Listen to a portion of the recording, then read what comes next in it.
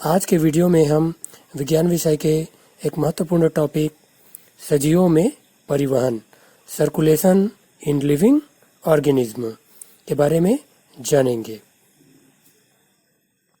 बिंदु है जिन पर हम आज का जो वीडियो है उस पर केंद्रित रहेगा। सबसे पहले उसे देखते हैं।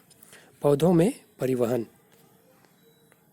सर्कुलेशन इन प्लांट, जलवाहिनी जाइलम, रसवाहिनी फ्लोएम, जंतुओं में परिवहन सर्कुलेशन इन ह्यूमन, रक्त कोशिकाओं के प्रकार types of blood cells, RBC, WBC, platelets, धमनी, आर्टरीज, सीरा, वेन और अंत में देखेंगे हार्ट के बारे में। तो चलिए आज का वीडियो शुरू करते हैं।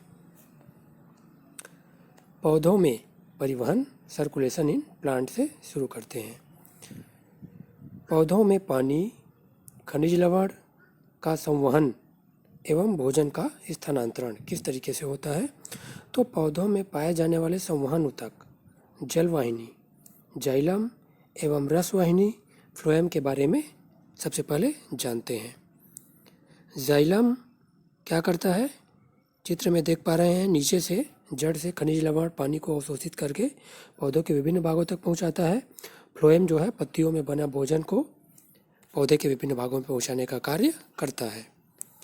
हम जान रहे हैं कि पौधों की जड़ों द्वारा अवशोषित जल एवं खनिज लवण जाइलम द्वारा अन्य भागों में पहुंचाया जाता है और पत्तियों में बना भोजन फ्लोएम द्वारा पौधे के विभिन्न भागों तक पहुंचाता है। तने में फ्लोएम बाहर की ओर अर्थात छाल में स्थित होता है, जबकि जाइलम अंदर की ओर कड़े भाग में स्थित होता है। अब देखते हैं जंतुओं में परिवहन सर्कुलेशन इन ह्यूमन। मनुष्यों में विभिन्न पदार्थों के परिवहन का काम रक्त या ब्लड करता है। हम जान रहे हैं सभी कि रक्त एक क्या है? संयोजी ऊतक है। रक्त में उपस्थित प्लाज्मा रक्त का तरल भाग है, जिसमें 92% पानी होता है। शेष 8% में भोज्य पदार्थ, उत्सर्जी पदार्थ तथा खनिज लवण होते हैं, जिनका रक्त द्वारा परिवहन किया जाता है। अब आगे देखते हैं रक्त कोशिकाओं के प्रकार टाइप्स ऑफ ब्लड सेल्स। रक्त कोशिकाएं मुख्यतः 3 प्रकार की होती हैं, जैसे चित्र में देख पा रहे हैं, आरबीसी, डब्ल्यूबीसी और प्लेटलेट्स। इनके बारे में विस्तार से जानते हैं। लाल रक्त कणिकाएं आरबीसी, ये लाल रंग की कोशिकाएं होती है जो आकार में छोटी, गोल, चपटी, टिकिया के आकार में व संख्या में अधिक होती है, इसलिए रक्त का रंग लाल दिखाई देता है। इनका लाल रंग जटिल पदार्थ हीमोग्लोबिन जो श्वसन वर्धक के कारण होता है।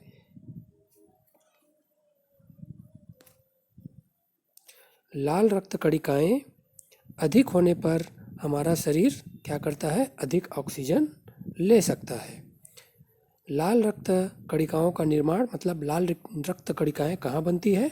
अस्थि मज्जा बोन मैरो में बनता है। ये इनका निर्माण बोन मैरो में होता है और इनका जीवन काल 120 दिन का होता है। अब आगे देखते हैं श्वेत रक्त कणिकाएं डब्ल्यूबीसी।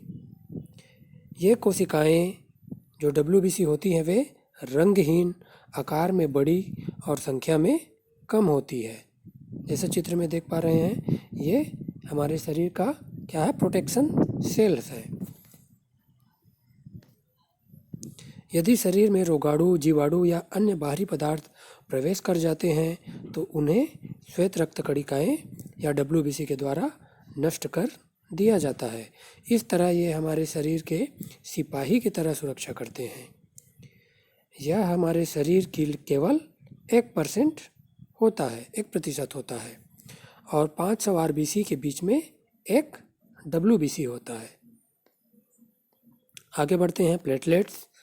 प्लेटलेट्स आकार में प्लेट की तरह छोटी रक्त कोशिकाएं होती है। चित्र में हम देख पा रहे हैं प्लेटलेट्स का किस तरीके से जब हमें चोट लगता है कभी, तो चोट लगने के दौरान देख रहे हैं 1 नंबर पे प्लेटलेट्स है, 2 नंबर पे रेड ब्लड सेल्स हैं, 3 पे ब्रोकन ब्लड वेसल वाल है, जो हमारे ब्लड का वेसल वाल है वो जब टूट जाता है उस समय की स्थिति है। 4 पे किस तरीके से उनका क्लॉटिंग होता है, रक्त का थक्का जमता है, इसमें फाइब्रिन मदद करता है। और एक्टिव प्लेटलेट्स किस तरीके से रक्त का थक्का जमाने में कार्य करता है।